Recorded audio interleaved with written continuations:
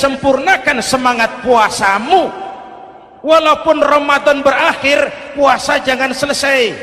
Kenapa?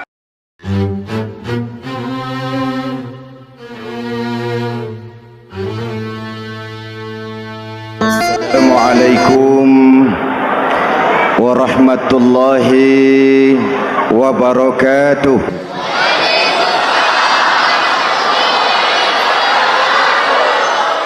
Alhamdulillah wassalatu wassalamu ala Rasulillah Sayyidina Muhammad ibn Abdullah wa ala alihi wa sahbihi wa mawala, amma ba'du. Saudara-saudara kaum muslimin di seluruh tanah air, hari-hari pada minggu akhir Ramadan kita bersama-sama menyaksikan sebuah fenomena tentang pindahnya kegiatan umat dari masjid ke pasar, dari masjid ke terminal, dari masjid ke stasiun, dari masjid ke bandara.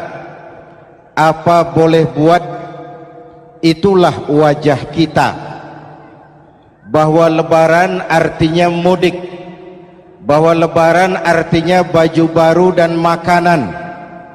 Lebaran berbeda dengan Idul Fitri. Lebaran adalah tradisi yang setiap kita boleh ikutan. Siapa saja boleh ikut lebaran, tapi tidak tiap orang bisa merayakan Idul Fitri. Mau puasa atau tidak puasa boleh lebaran, tidak dilarang sama petugas keamanan. Mau ibadah Ramadan atau tidak melaksanakan ibadah Ramadan boleh ikut lebaran, tapi tidak berarti merayakan Idul Fitri, karena selalu ada kos dari apa saja yang kita lakukan. Saya mau cerita, mau dengar nggak? Ada dokter gigi, dokter baru. Satu sore praktek, pasiennya 4 orang nunggu duduk jejeran. Dipanggil pasien pertama, diperiksa, berlubang giginya, dicabut tanpa dibius. Namanya dokter baru.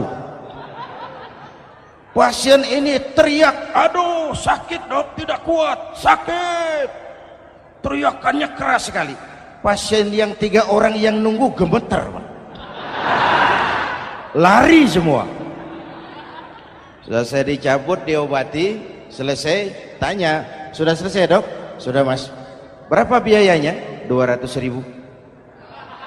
Loh, biasanya kan 50.000, kok 200.000? Biasanya sih memang 50.000, tapi siapa suruh kau teriak? Yang 3 lari.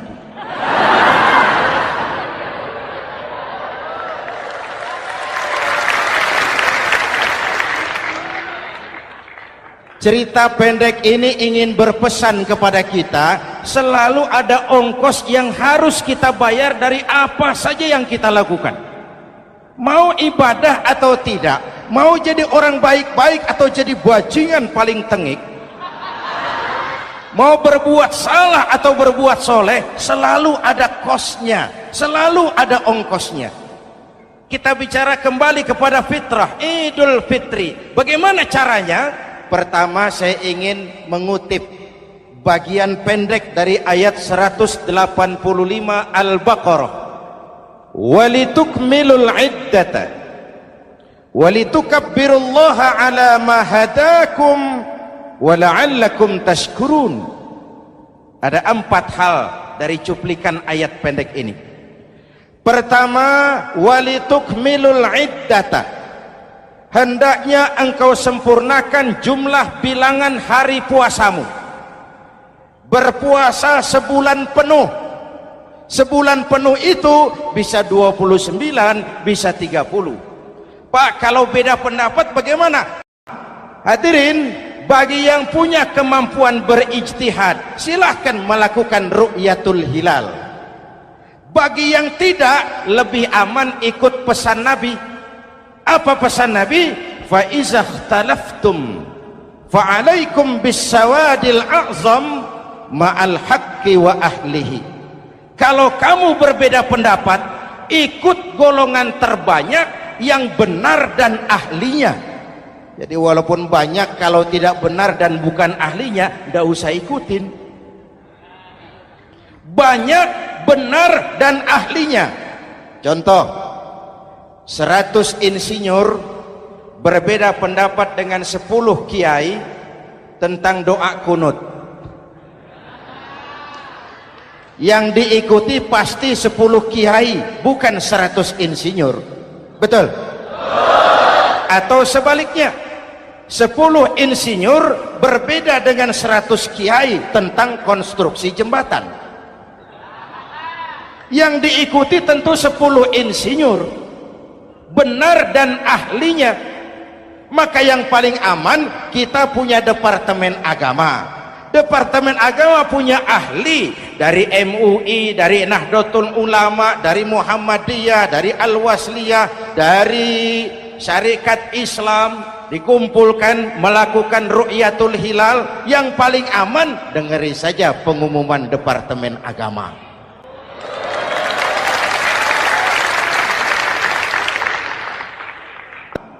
Beda boleh, marah jangan. Jelas? Saudara boleh suka tempe, tapi jangan menghina orang yang tidak suka tempe. Saudara boleh senang tahu, tapi jangan ngenyek karo wong yang senang tahu. Hadirin yang saya hormati, walitukmilul iddata. Kalau mau kembali kepada fitrah, sempurnakan jumlah bilangan hari puasamu. Makna sempurnakan di sini dua, sempurnakan 1 bulan penuh dan sempurnakan semangat puasamu. Walaupun Ramadan berakhir, puasa jangan selesai. Kenapa? Tangan kita masih tetap terus puasa dari mengambil yang bukan milik kita. Lidah kita walaupun Ramadan sudah selesai tetap berpuasa dari memfitnah dan menggunjing orang lain.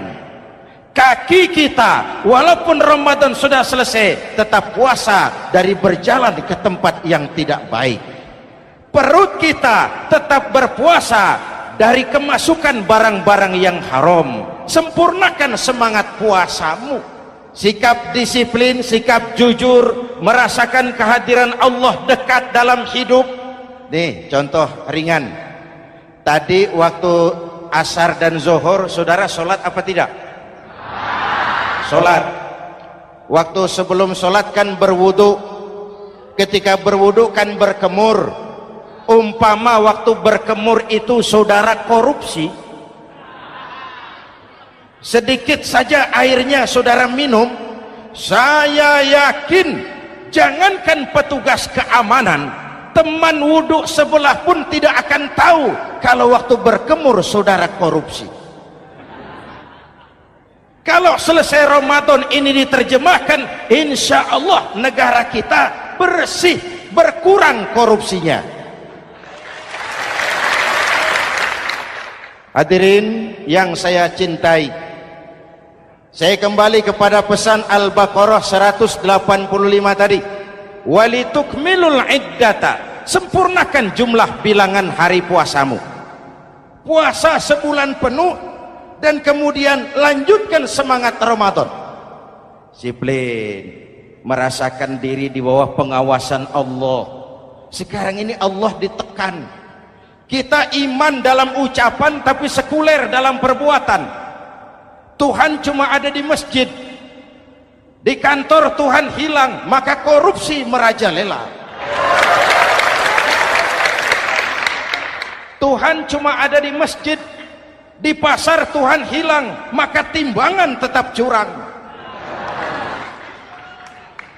Iman dalam ucapan tapi sekuler dalam perbuatan. Kalau jiwa dan semangat Ramadan kita bisa terapkan, insya Allah korupsi akan berkurang. Walitukmilul iddata, sempurnakan jumlah bilangan hari puasamu. Kalau jumlah hari puasa sudah sempurna, tuntunan yang kedua dari Al-Quran, walitukabbirullah, hendaknya engkau agungkan nama Tuhanmu. Takbiran. Takbiran itu bisa sendiri, Bisa berjamaah, bisa di rumah, bisa di masjid, bisa di surau, bisa dengan pawai keliling, asal dilaksanakan dengan tertib dan tidak mengganggu lalu lintas umum. Prakteknya yang terjadi, pawai keliling itu mengganggu ketertiban umum, perang petasan, mengganggu lalu lintas. Terjadi macam ada yang takbiran bawa bendera partai. Innalillahi wa inna ilaihi rajiun. Ini takbir politik. Hadirin yang saya hormati, kalimat takbir dalam kondisi kita, saya ingatkan kepada satu ungkapan Bung Tomo. Bung Tomo, pelaku sejarah, tokoh 10 November yang dikenal sebagai Hari Pahlawan, dalam satu pidatonya saya ingat pernah berkata, andai kata tidak ada kalimat takbir, ini ungkapan Bung Tomo, andai kata tidak ada kalimat takbir, saya tidak tahu dengan apa saya harus menggerakkan putra-putra terbaik bangsa untuk bangkit berjuang melawan penjajah.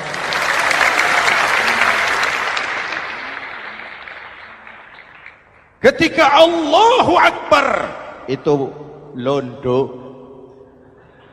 kelihatannya kecil, meriam nggak meleduk. Dahulu orang-orang tua kita cuma ada dua kata, merdeka atau mati. Tidak berpikir nanti kalau menang dan merdeka saya jadi wali kota di mana.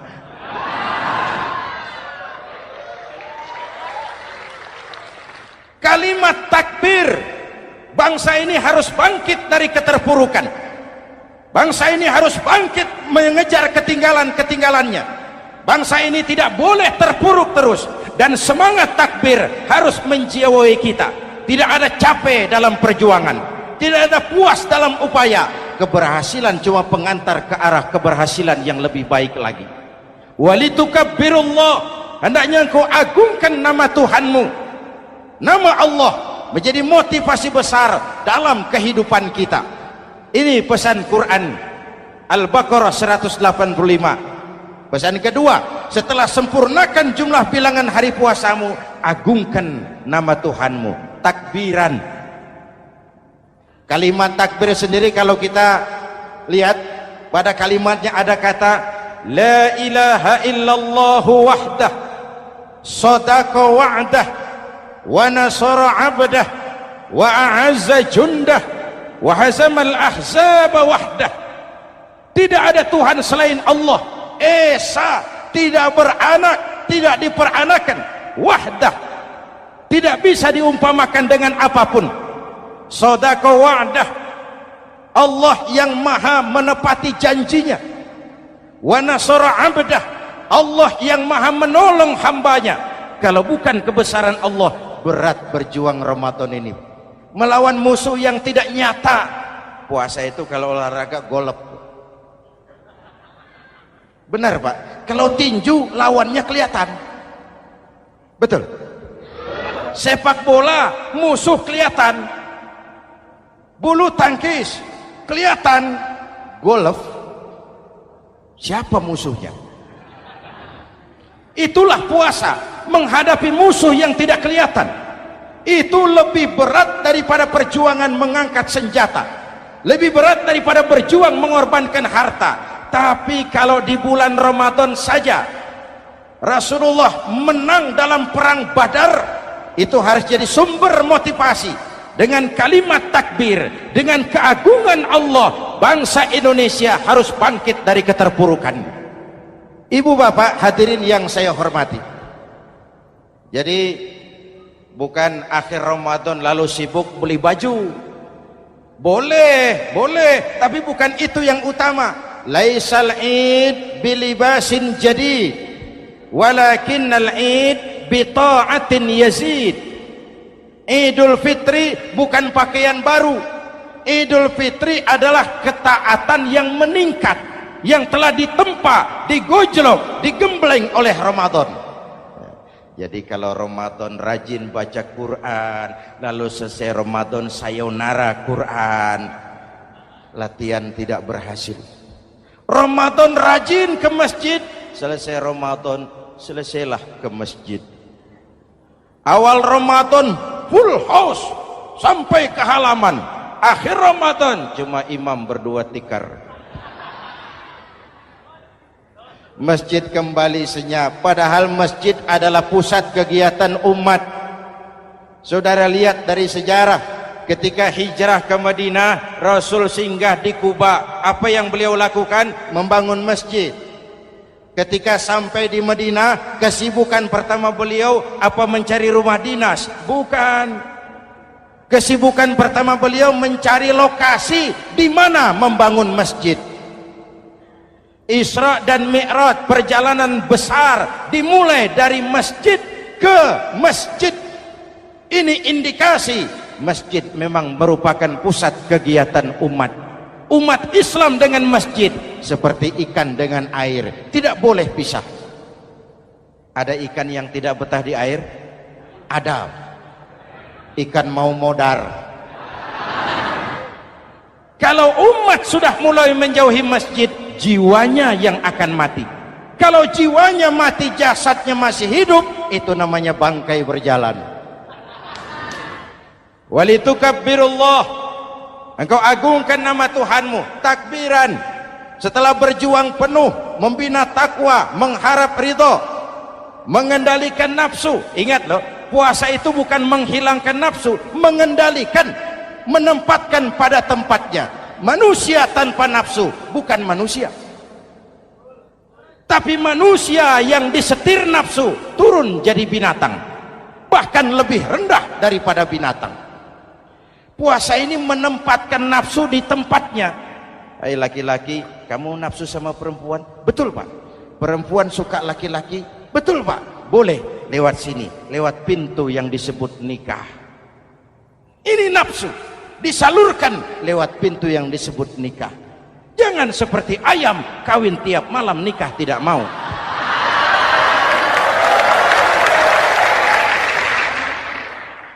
Hai manusia, nafsu kepada materi, kepengen kaya? Iya Pak, boleh. Usaha yang halal, jual beli yang halal. Wa ahallallahu al-bai'a wa harrama riba.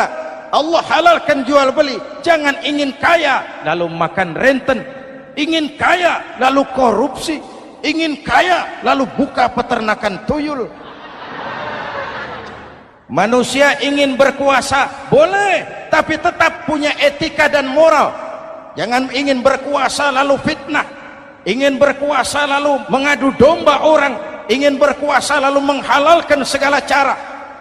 Puasa menempatkan nafsu pada tempatnya.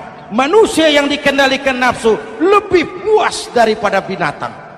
Saya punya ungkapan lama, sebuas-buasnya kerbau, makanannya tetap rumput. Saya belum pernah dengar ada kerbau terlalu buas lalu makan roti. Betul? Tapi manusia kalau sudah dikendalikan nafsu, manusia bukan cuma makan nasi, aspal, semen, kertas, minumnya solar, jauh lebih buas daripada binatang. Inilah puasa, arep nguwong kewong, agar manusia itu jadi dirinya, fitrahnya, jangan dikendalikan oleh nafsu. Kita ini sudah diciptakan fi ahsani taqwim. Masya Allah. Hadirin, yang ketiga pesan Al-Baqarah 185 tadi, setelah sempurna jumlah bilangan hari puasa, lalu mengumandangkan takbir, membayar zakat fitrah. Kenapa itu kita lakukan? Mengagungkan nama Allah, ala ma hadakum. Agungkan nama Allah yang telah memberikan hidayahnya kepadamu. Masya Allah nih, hidayah, kita bersyukur. Hidayah ini hak prerogatif Allah, diberikan kepada siapa saja yang dikehendaki oleh Allah. Kita bisa lihat dalam sejarah, ada anak Nabi tidak mendapat hidayah, tidak terpanggil mengikuti kebenaran yang disampaikan oleh bapaknya, namanya Kan'an, putra Nabi Nuh. Ada ayah Nabi bernama Azar, ayah Nabi Ibrahim, putranya penegak tauhid, ayahnya produsen berhala. Ada istri Nabi, istrinya Nabi Lut, tidak mendapat hidayah, tidak terpanggil mengikuti kebenaran. Lalu Abu Jahal, Abu Lahab, paman Nabi, melihat Nabi, menyaksikan mukjizat, mendengar wahyu, melihat tutur kata Nabi, hidayah tidak datang kepada dia, maka mereka tidak terpanggil mengikuti kebenaran. Kita alhamdulillah keponakan Nabi saja bukan, mendapat yang namanya hidayah ini harus kita pelihara, kita jaga baik-baik, karena ini merupakan hak prerogatif Allah. Yahdi man yasha, diberikan kepada siapa saja yang dikehendakinya. Hadirin, sembari kita mengambil pelajaran tentang Kan'an yang tidak dapat, putra Nabi Nuh. Ini saya ngambil bagian cerita sejarah, masih mau dengar? Nabi Nuh diberi umur 950 tahun, berdakwah sepanjang hidup. 800 tahun beliau dakwah, dapat pengikut tidak lebih 80 orang, rata-rata 10 tahun satu. Yang dihadapi ini umat yang kurang ajar, bandel, bajingan, tengik. Kalau diceramahi, telinganya ditutup dengan tangannya. Ini saking kurang ajarnya ini umat. Diberikan dakwah, telinganya ditutup dengan tangan. Nabi Nuh ketika di puncak kesabarannya munajat, ya Rabb, bagaimana Nuh? Siang malam saya berdakwah kepada umat ini, saya sampaikan risalahmu, saya canangkan seruanmu, saya sampaikan ajaranmu. Inni da'autu qaumi lailan wa nahara, siang malam saya berdakwah kepada umat. Wa inni kullama da'autuhum ja'alu asabi'ahum fi adhanihim, tiap kali saya sampaikan dakwah kepada mereka, mereka tutup telinganya dengan tangannya. Saya tidak sanggup menghadapi umat seperti ini, ya Allah. Habis mau kamu bagaimana Nuh? Sikat saja sudah semua ini, bikin mati saja. Nanti kalau punya anak, anaknya kafir lagi, lebih baik bapak moyangnya, mbah-mbahnya sikat semua. Rabbi la tazar 'alal ardi minal kafirina dayyara, jangan disisakan orang kafir, habisin semua. Itu mau kamu? Iya. Buat kapal Nuh, nanti aku turunkan banjir. Dengan apa saya membuat kapal ya Rabb? Pakai kayu Nuh. Kayunya dari mana ya Rabb? Dari pohon tentu. Pohonnya belum ada ya Rabb, tanam dulu Nuh. Membuat kapal, kayunya nanam pohon dulu. Apa artinya? Perjuangan bukan simsalabim abragedabra. Perjuangan bukan makan lombok, ini hari dimakan, ini hari pedas. Perjuangan itu proses, ada keringat, ada air mata, ada darah, tempo-tempo nyawa. Itulah perjuangan. Sudah pohon ditebang, buatkan kapal di tengah kampung. Umat unjuk rasa lagi. Nuh makin gila, bikin kapal di tengah kampung, mau belayar kemana? Selesai Nuh, selesai ya Rabb. Naik orang-orang yang beriman bersamamu, naik. Binatang serba sepasang, naik. Naik Nuh, naik orang beriman, naik. Binatang serba sepasang. Gerimis mulai turun. Setelah kapal semua terisi, Nabi Nuh kontrol, sudah naik semua? Sudah. Nuh, Mas Bejo ada? Ada. Bawa Painem, naik sudah, masuk. Oke. Hei, Kan'an anak saya ikut tidak naik kapal? Kami tidak lihat Nuh. Turun ke bawah. Ada Kan'an? Kami tidak lihat Nuh. Naik ke atas buritan. Kelihatan Kan'an tidak ikut naik kapal, kumpul bersama orang kafir di daratan. Inilah potret kehidupan. kumpul dengan orang-orang kafir. Berapa banyak anak-anak kita tidak mau ikut orang tuanya ke masjid, kumpul dengan orang-orang kafir di tempat maksiat. Nuh karena sayang kepada anak, dari atas kapal memanggil, ya bunayya rkam ma'ana. Ya, ini bahasa orang manggil, Pak. Kan'an, kesini nak, naik kapal sama papi. Ini terjemahan bebas. Jawab Kan'an di bawah, tidak mau Pak, saya di sini saja.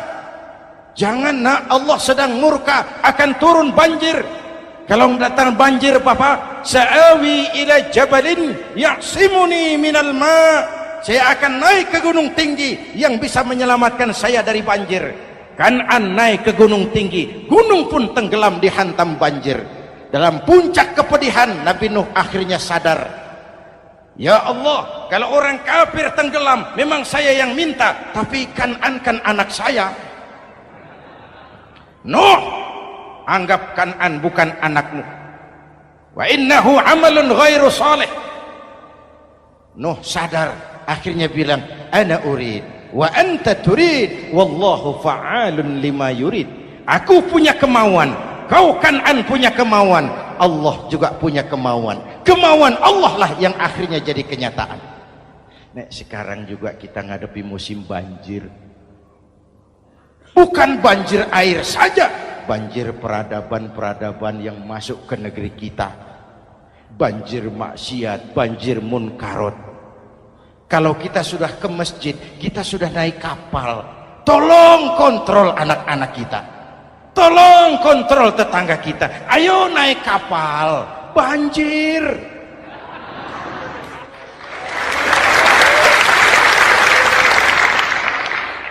Ditutup ayat ini dengan wala'allakum tashkurun.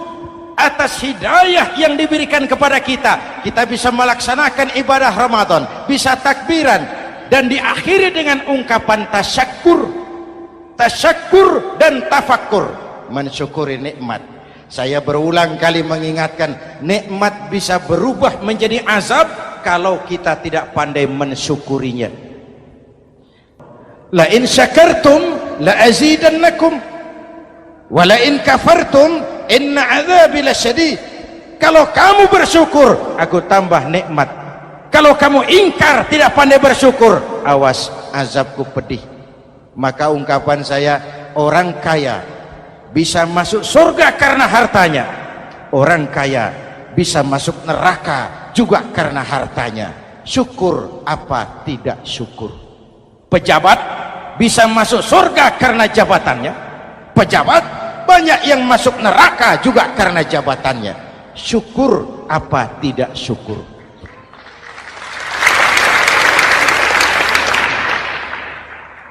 Orang alim, kiai bisa masuk surga karena ilmunya. Orang alim pun bisa masuk neraka lebih dulu dari penyembah berhala juga karena ilmunya. Syukur apa tidak syukur?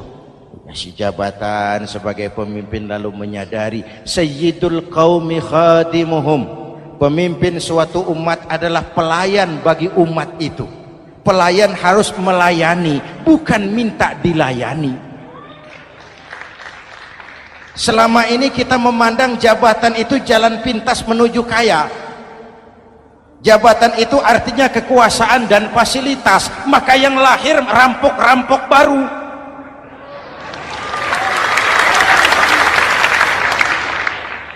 Jabatan adalah alat untuk pengabdian di tengah rakyat yang sedang susah, di tengah negara yang sedang terpuruk. Kita memerlukan pemimpin-pemimpin yang sadar sayyidul qaumi khadimuhum. Pemimpin suatu kaum adalah pelayan bagi kaum itu sendiri. Ibu bapak hadirin yang saya hormati, dengan mensyukuri itu maka makna Idul Fitri meresap kembali kepada fitrah kita sebagai manusia, fitrah kesucian.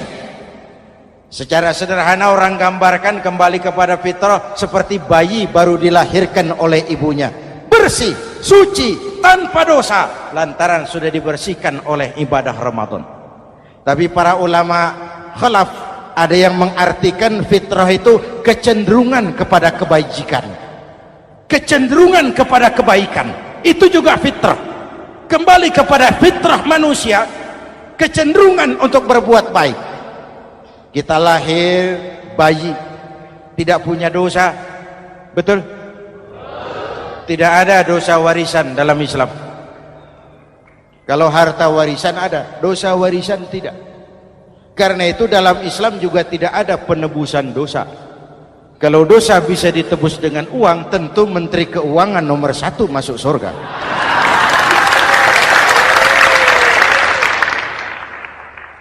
Dosa dalam Islam ditebus dengan taubat, langsung kepada Allah, sonder calo.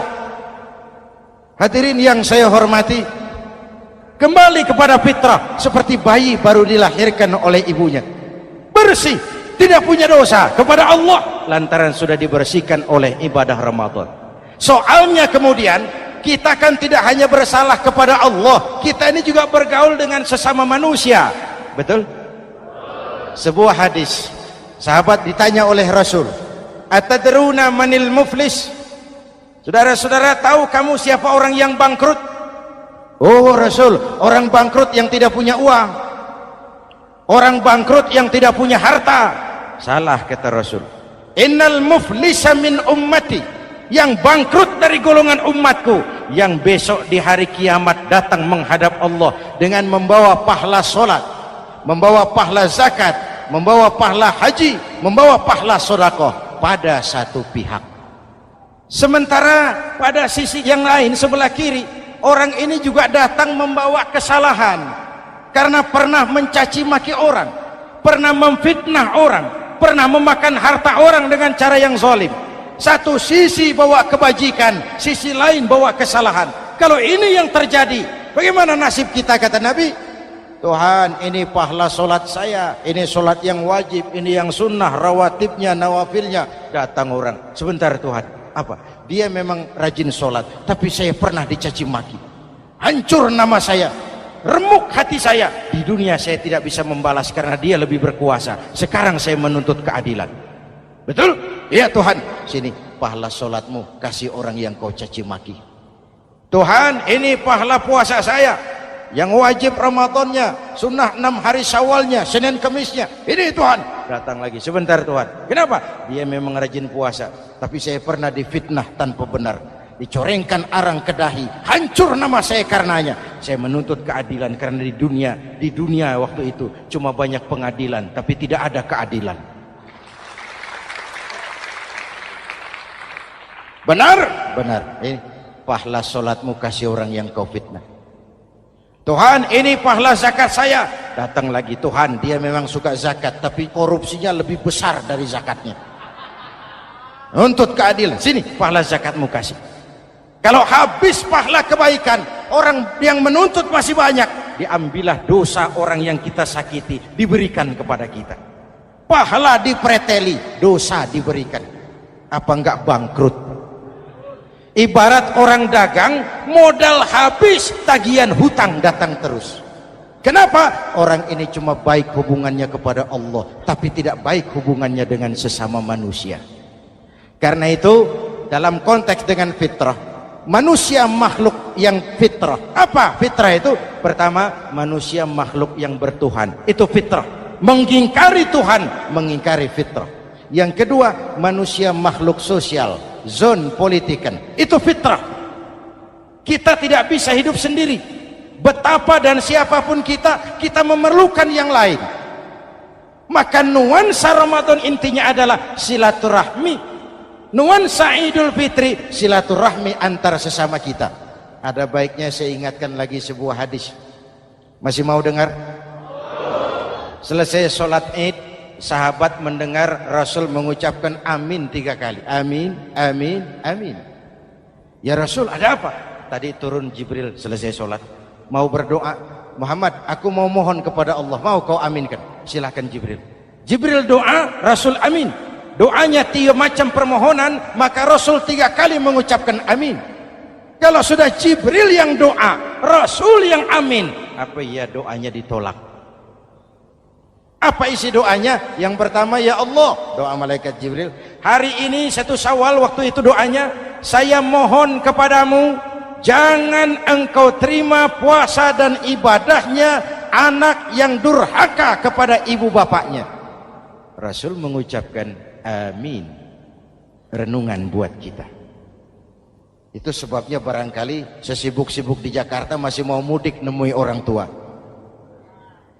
Yang kedua, ya Rabb, saya mohon kepadamu, jangan engkau terima puasa dan ibadahnya istri yang durhaka kepada suaminya. Amin. Kedengaran, Bu?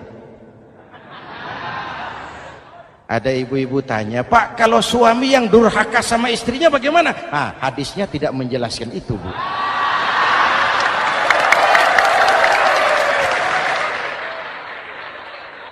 Lo menang sendiri.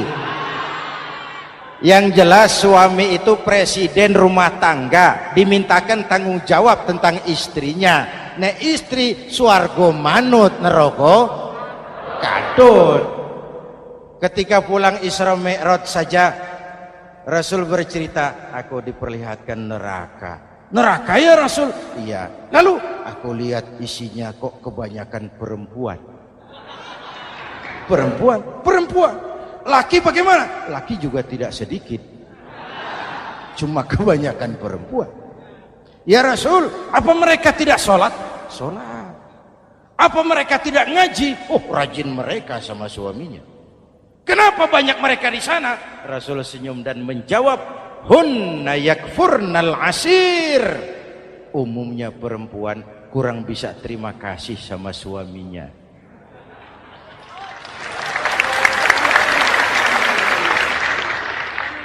Ini penyakit turunan. Oi, ngaku oi. Lalu yang ketiga, ya Allah, hari ini saya mohon kepadamu, jangan engkau terima puasa dan ibadahnya muslim yang tidak mau memaafkan sesama saudaranya muslim. Memaafkan lebih berat daripada meminta maaf, tapi memberi maaf lebih mulia daripada meminta maaf. Inilah nuansa mengembalikan semangat saling menghargai, saling mencintai, keutuhan, kerukunan, dan kedamaian.